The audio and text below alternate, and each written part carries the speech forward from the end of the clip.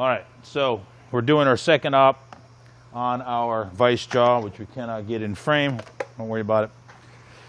We just got done with our first op, holding our raw stock in Talon Grips, which holds on to 60 thou of the part. Machined everything we could get at in op 1. Now this isn't our exact part we machined. This is a different jaw, but very similar. This one's just a little taller is all.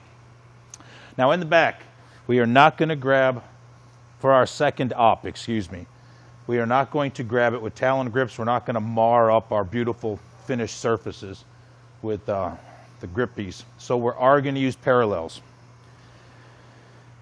Using parallels, we need to find the proper size parallels that get the part up high enough in the vice jaws where we are not going to contact the jaws. The tool that we would be concerned for contacting the jaws would be our edge break tool that we broke the edge on our part, which we're using a 1/4 inch tool.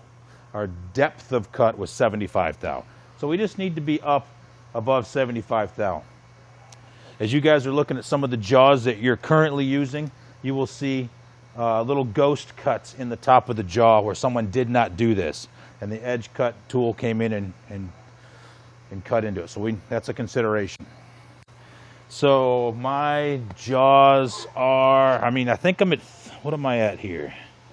1 1/4 is what I'm using for parallels. I will show you how I put the parallels in. But your part now is referencing off of the vice ways, which the parallels are sitting on. So we have to stone and make sure everything is square up until our part. So my part is resting on parallels. I'm currently not tight. And I need to establish my G55. We are going to put the G55 in the middle of the part again, in X and Y. And if you notice with this carrier portion still on our part, I can't get to the side of the part to touch off. So what we will do is I am flushing up this side of the part with this jaw. How I did that was I put my 1, 2, 3 block against that jaw, pushed the part over until it contacted. So this plane is now the same as the edge of the part. So that's cool. I can touch off from there. In Y, it's a different story. In Y, I'm going to need to move this guy aside, and I'm going to touch off on this face of the jaw that my part is touching.